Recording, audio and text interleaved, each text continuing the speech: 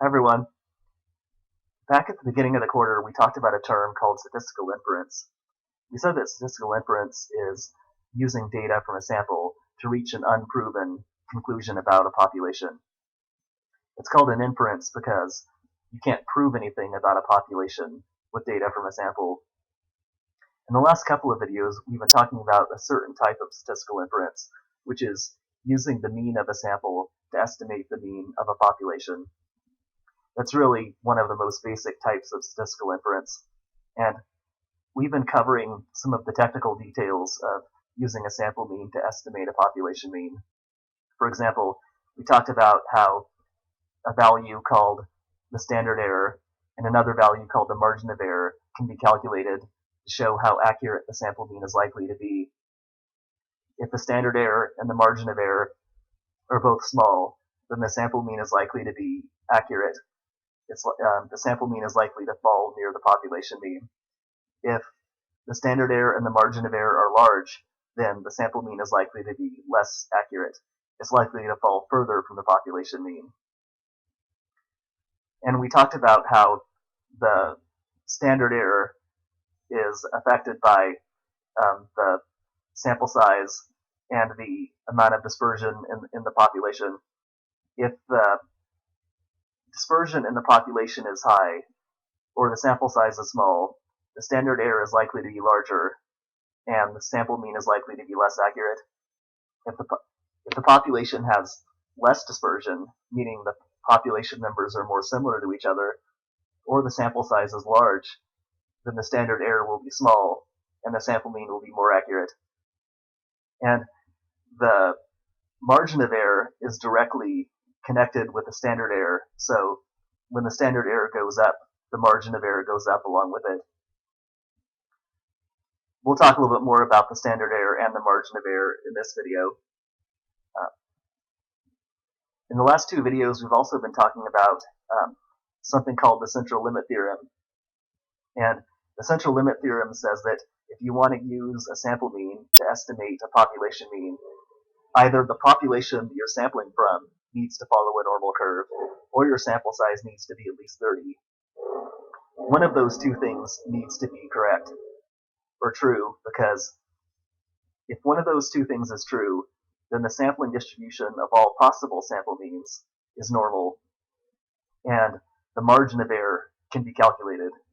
The margin of error can only be calculated if the sampling distribution is normal. That's why it's important to either be studying a normal population or to have a sample size of at least 30.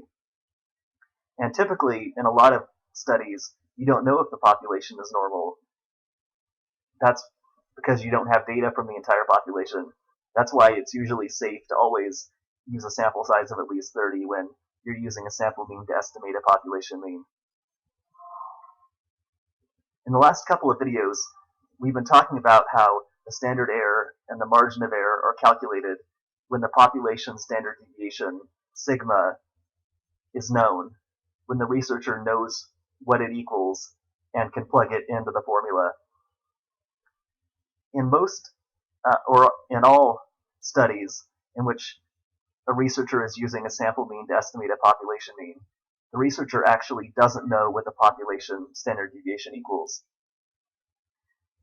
And the researcher has to use slightly different formulas to calculate the standard error and the margin of error. And we'll actually talk about those formulas in this video. In this video, we're going to talk about how the standard error and the margin of error are calculated when the population standard deviation isn't known. And like I said, it's pretty much never known in any study, because the only way you can calculate the population standard deviation is by having data from all members of the population. So here's a made-up data set. These are the 30 sleep times of a sample of 30 people.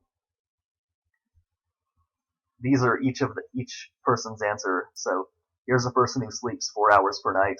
Here's a person who sleeps 3 hours per night. And here's a person who sleeps 2 hours per night.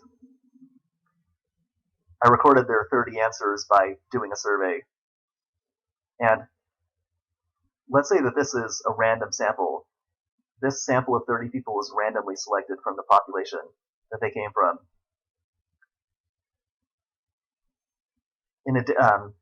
I said that it's important for the population to be normal, or the sample size to be at least 30 when you're using a sample mean to estimate a population mean. It's actually also important for the sample to be random. If the sample isn't random, the standard error and the margin of error don't mean anything. So we're going to definitely say that this is a random sample.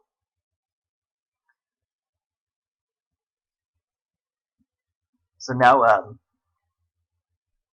we're going to go through the steps of calculating the standard error and the margin of error without knowing what the population standard deviation equals. And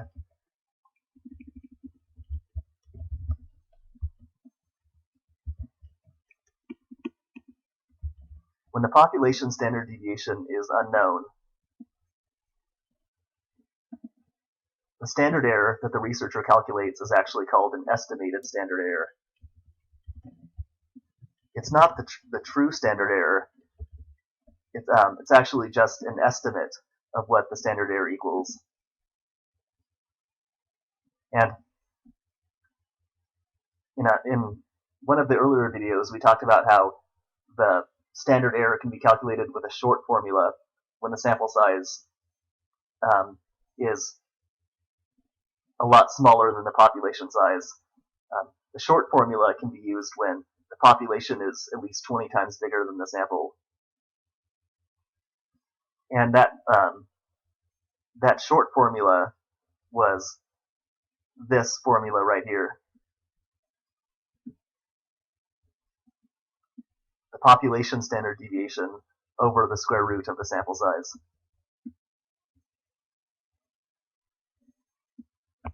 In the formula for the estimated standard error is the same as the formula for the actual standard error. It's just the population standard deviation is replaced with the standard deviation of the sample. And the sample standard deviation is the letter S. So the formula for estimated standard error is S over square root of n.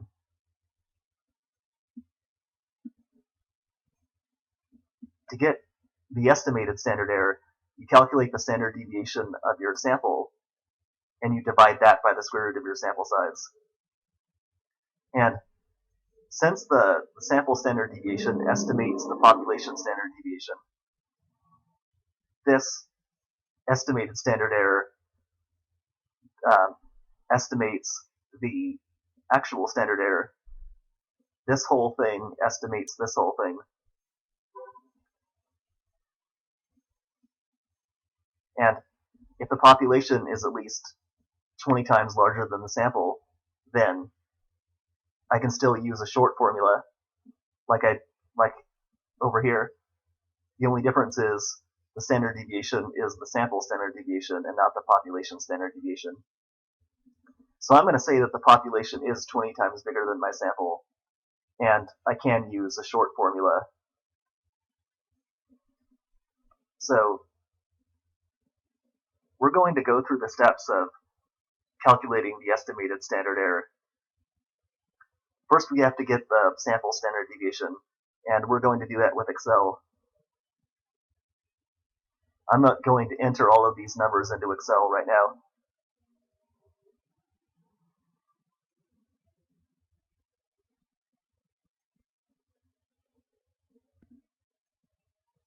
So I've entered all of my numbers into Excel right here. These are the 30 sleep times from my random sample of 30 people.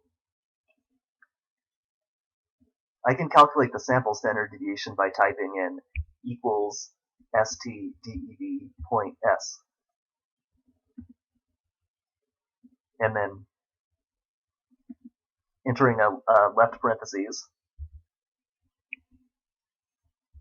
The point s stands for sample.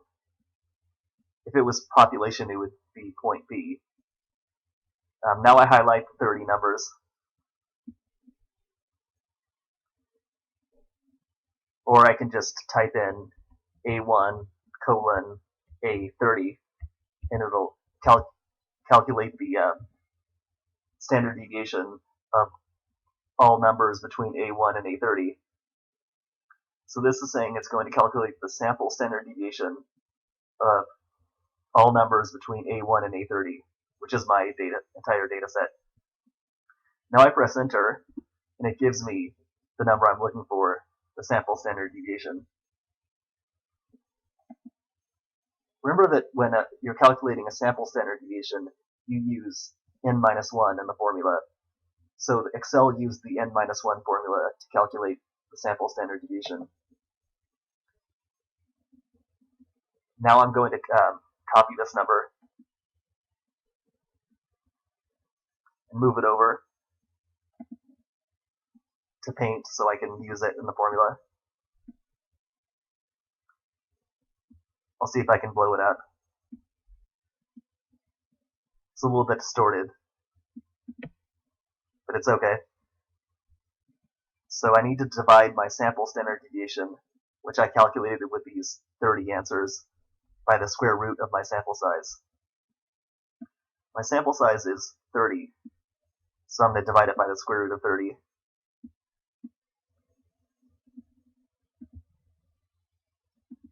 I'll bring up my calculator right now.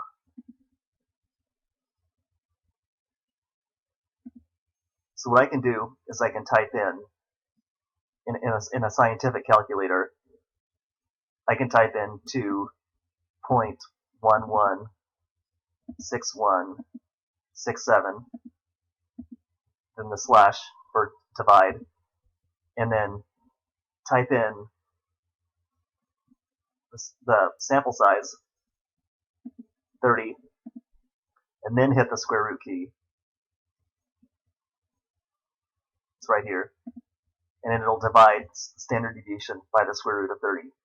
And it already gave me my answer. So this is our estimated standard error. This is the value that we calculated to tell us how far the sample mean was likely to fall from the population mean.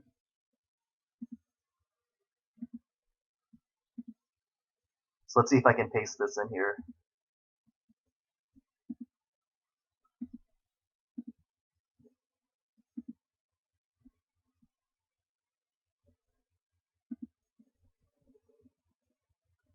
It's not letting me paste, so I'll just round off the answer.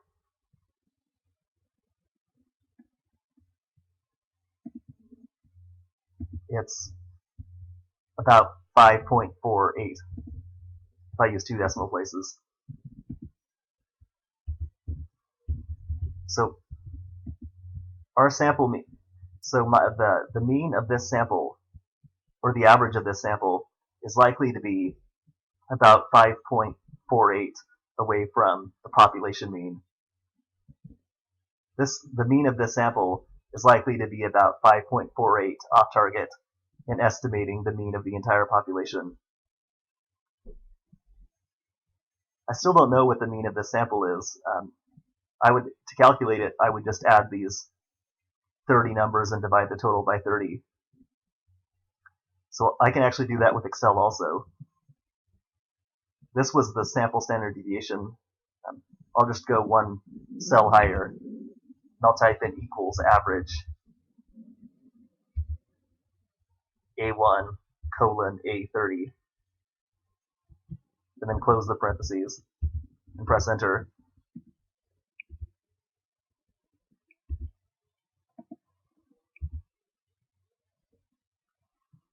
Excel uses the word average for mean, but average and mean are the same thing. So now I have the average of all 30 answers, and it's 5.73 if I round. Remember that the symbol for sample mean is X bar. So X bar is 5.73.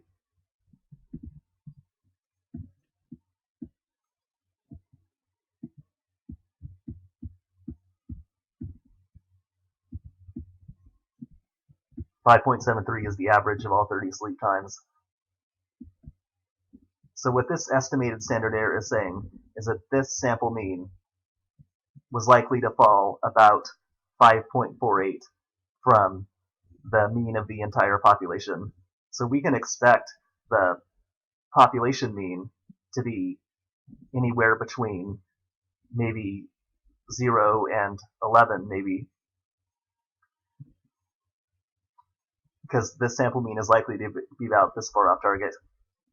But one thing we have to remember is that this actually isn't the true standard error. It's an estimate of the standard error. So the standard error, or the standard error, which is the amount that this sample mean is likely to be off target by, is roughly this number, because this is just an estimate of the standard error. But with a decent sample size, the estimated standard error is pretty close to the true standard error. It isn't off by very much.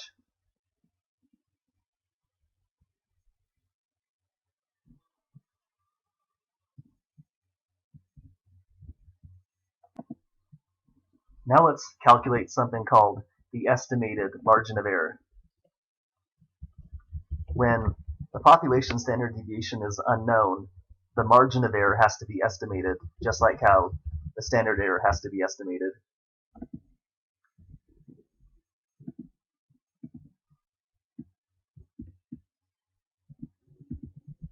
And remember that the formula for the margin of error is multiplying a value called the confidence coefficient, which comes from a table, by the standard error.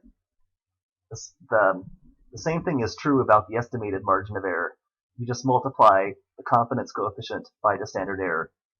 But when you're calculating an estimated margin of error, it's the symbol for the confidence coefficient actually isn't z. It's a different symbol, which is t.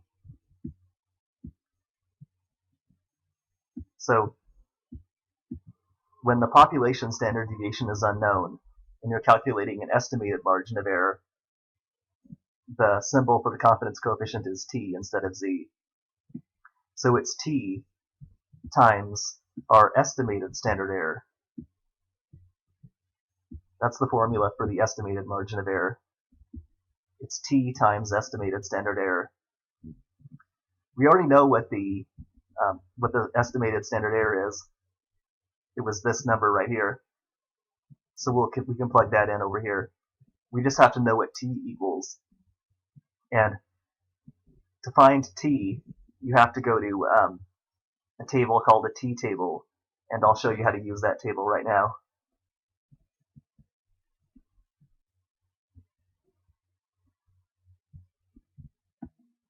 Here's the t table that we'll use to look up our confidence coefficient. We have to find out the row and column that we need to use. A t table actually has rows and columns. So down here we have to choose something called the confidence level. The confidence level is just the percentage that goes along with the margin of error.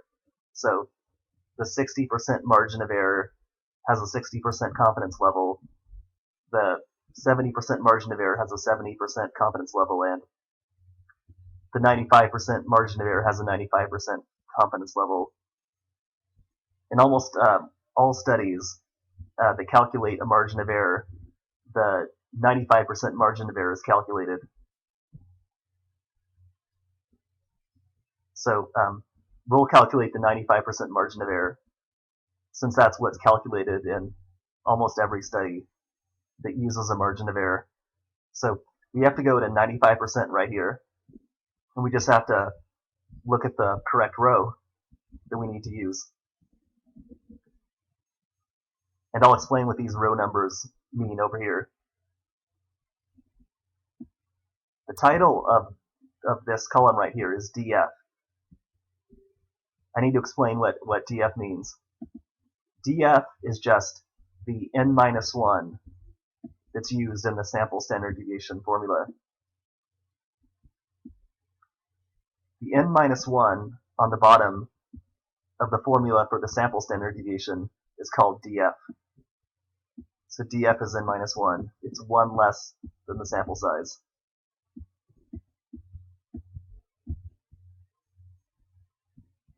So it's really just a technical name for the bottom of the standard error formula. I'm sorry, I didn't say that right. It's the technical name. It's the technical name for the bottom of the sample standard deviation formula. So it's 1 less than the sample size. Our sample size is 30. 30 minus 1 equals 29. So our df is 29. That's actually the number that we'll need for to look up the row. So we need to go to row 29 because our df is 29. And we'll go to 95% because we're calculating the 95% margin of error. The number that we need is 2.045 because that's where the row and column meet up with each other. That's our confidence coefficient. So it's t is 2.045.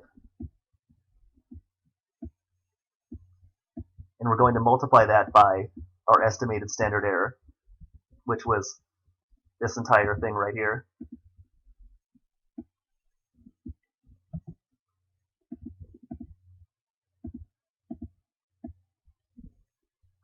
We already know that this part equals 5.48, roughly. So we could just carry this over here, but maybe if we want to be a little bit more accurate, we could actually put the whole number in here, or at least a few more digits. So maybe we'll put 5.4772.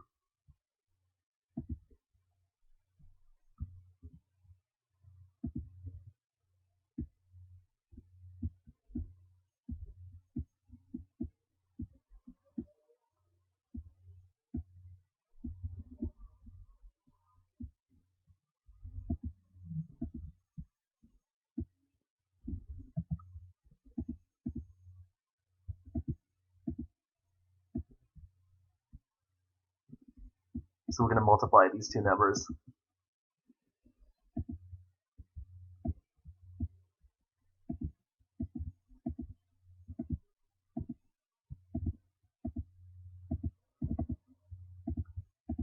And it comes out to about 11.17 if we round. So that's our 95% margin of error.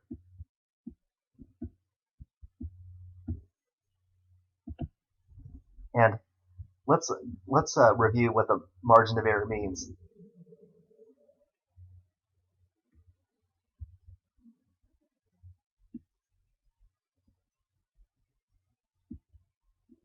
The margin of error shows the range that the sample mean is likely to fall in around the population mean, which is mu.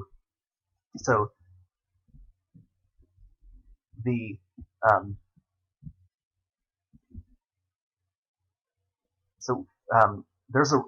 there's a range right here that the sample mean has a 95% chance of falling into. So the sample mean has a 95% chance of falling somewhere in this area around the population mean. It only has a 2.5% chance of landing out here and a 2.5% chance of landing out here. The 95% margin of error is actually the distance from the population mean to each boundary of this area that the sample mean has a 95% chance of falling in. So this is the 95% margin of error, and this is also the 95% margin of error. So basically, what we know is that when I took this random sample from the population, my sample mean had a 95% chance of falling somewhere in this area right here.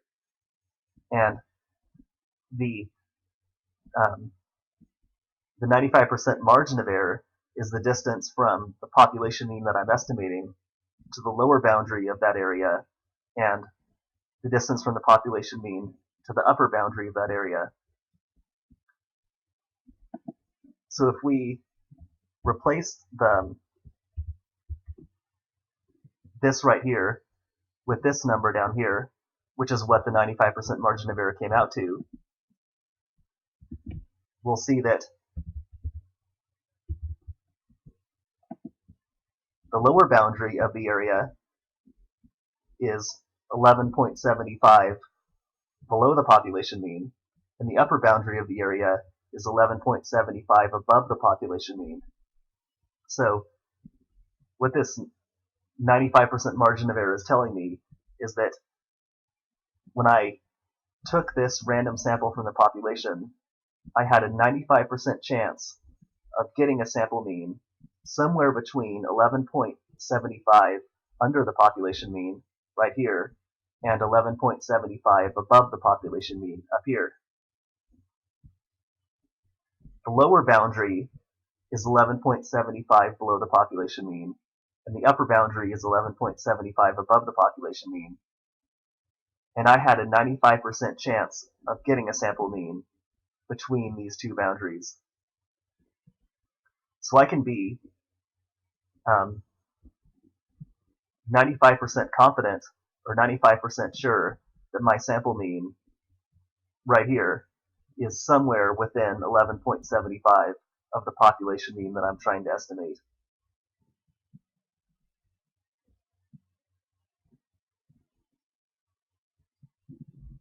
So that's what the 95% margin of error tells me.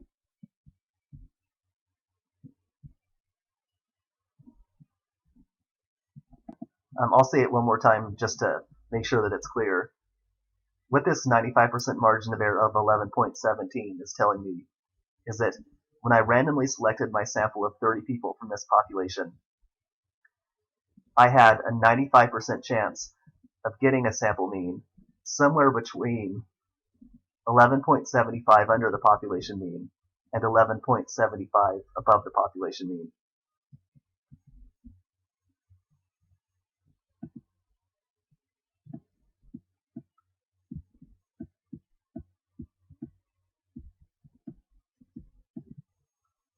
This is 11.75 below.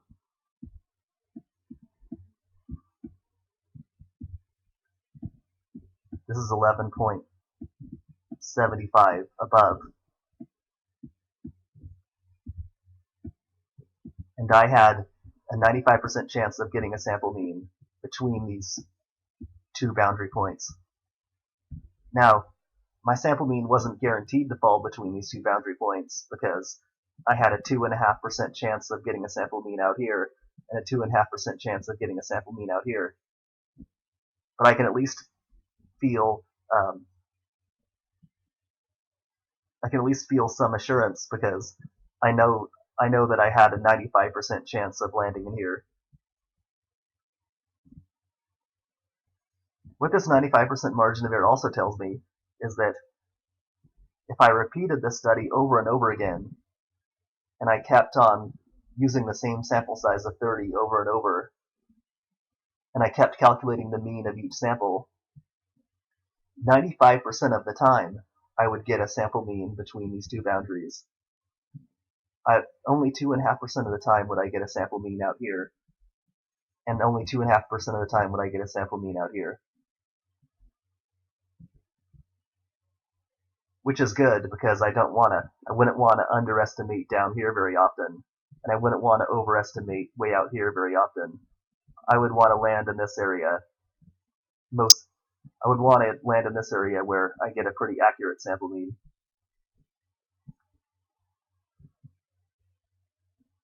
So now we've covered what the estimated standard error is and the estimated margin of error.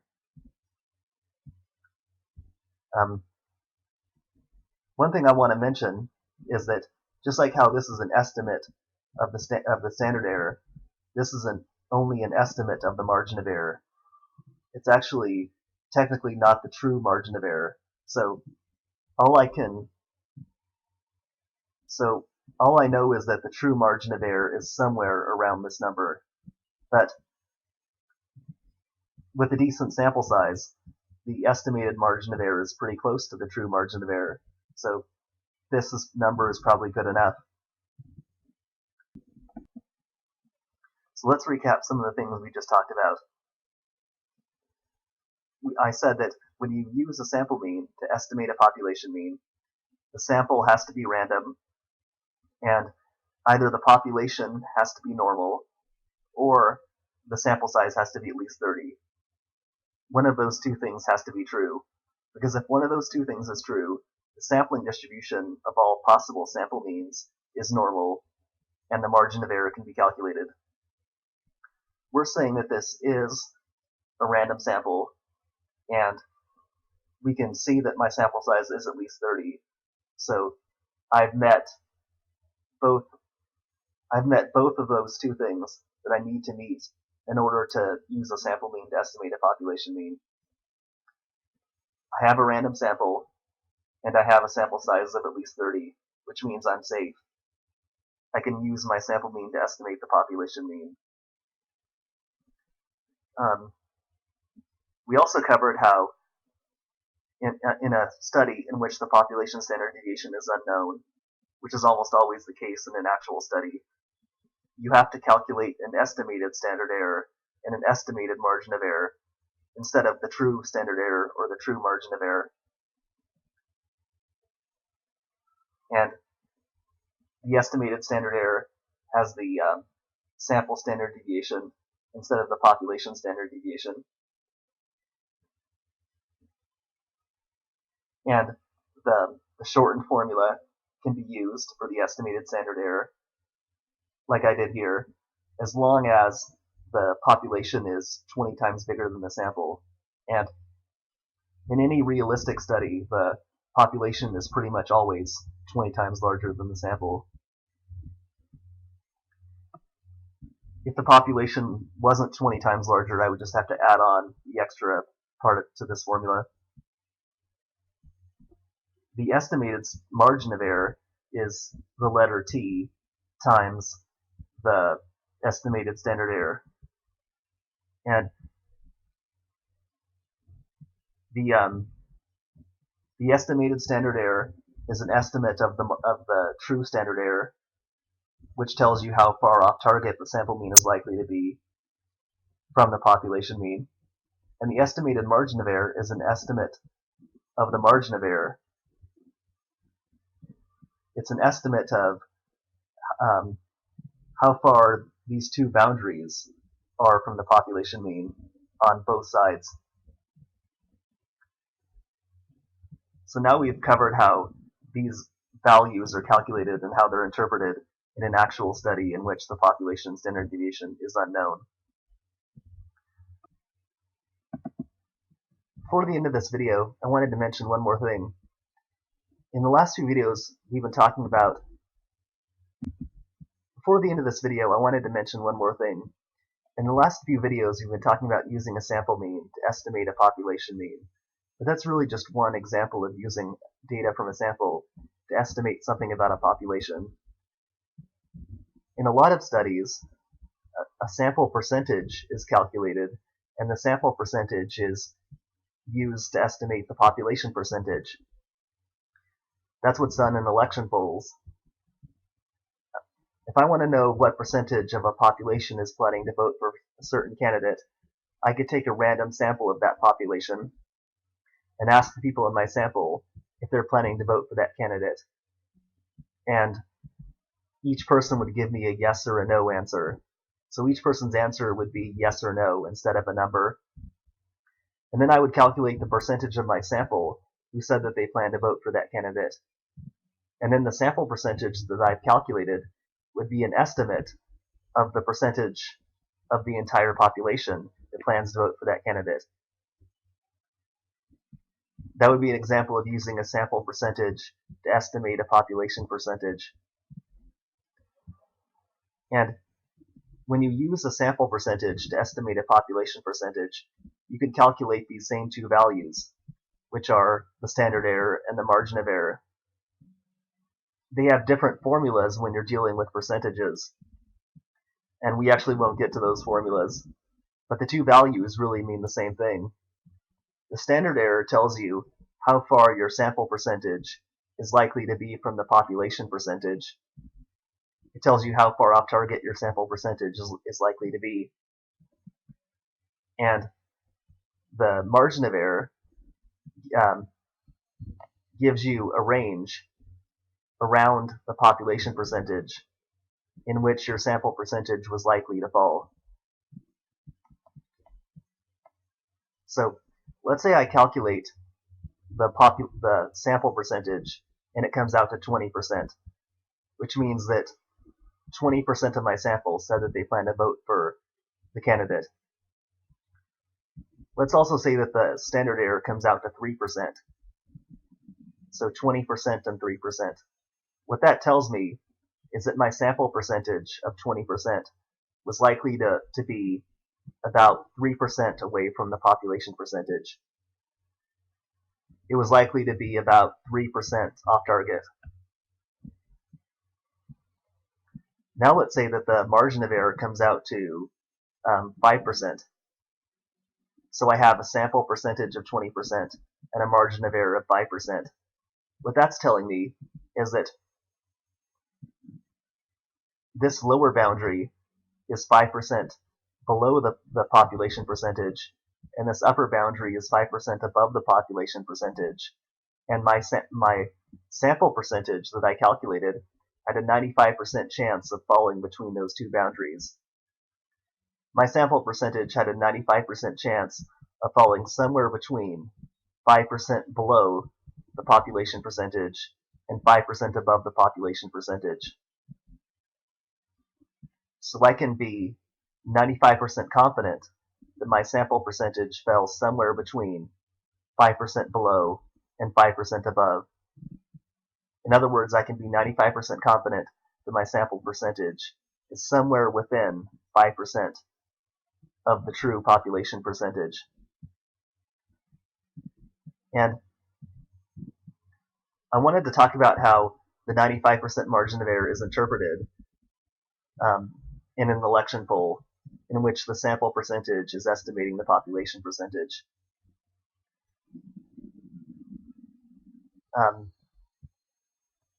What you actually have to do is you have to take the sample percentage and then add and subtract the margin of error.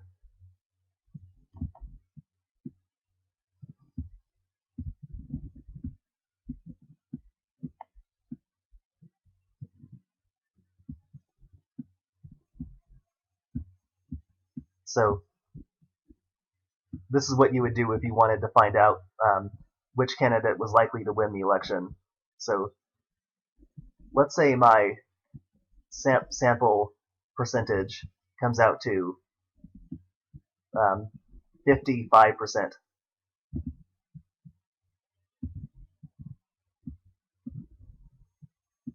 And the margin of error comes out to 7%.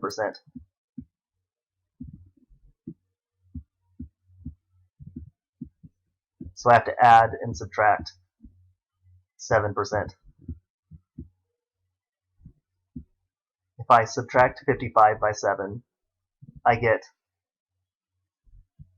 48.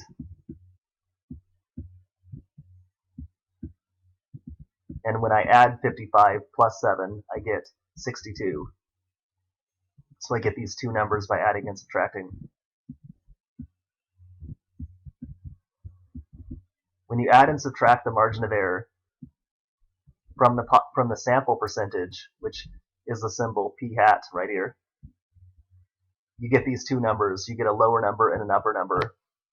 If the lower number is below 50%, then you actually can't be confident that the person will win the election, because the margin of error is telling you that the true population percentage could easily be as low as 48%. And if it is that low, then the person isn't ahead. They're not winning. So if this was the outcome, then I just wouldn't know which person was going to win. It would be inconclusive. But if this percentage was a little bit higher, then these two numbers would be 51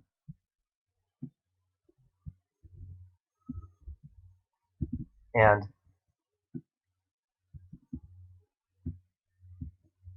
65. And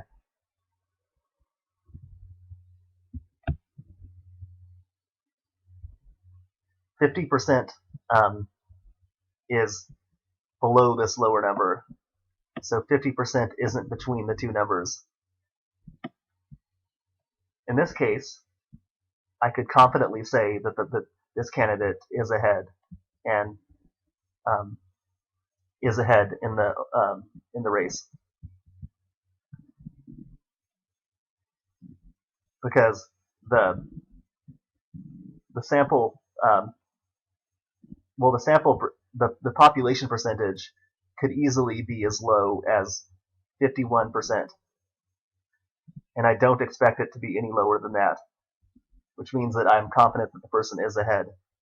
So overall, if you want to get an idea of whether a person is ahead in the election, you take the sample percentage, the percentage of the sample that said that they plan to vote for the election, and you add and subtract the margin of error. If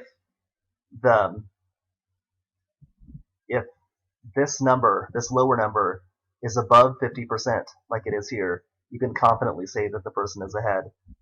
But if that's not true, if this lower number is something below 50%, like 45, then you can't confidently say that they're ahead. It's inconclusive. That's how the margin of error can be used to decide whether a certain candidate is ahead in the population based on data from a sample. One last point I wanted to make is that just like how there's a required sample size to use a sample mean to estimate a population mean, there's a required sample size to use a sample percentage to estimate a population percentage. And I'll tell you probably later on what that required sample size is. One other last point I wanted to make is that just like how the sample has to be random when you use a sample mean to estimate a population mean, the sample has to be random when you use a sample percentage to estimate a population percentage. Basically, whenever you calculate anything with a sample and use it to estimate something about the population, the sample has to be randomly selected.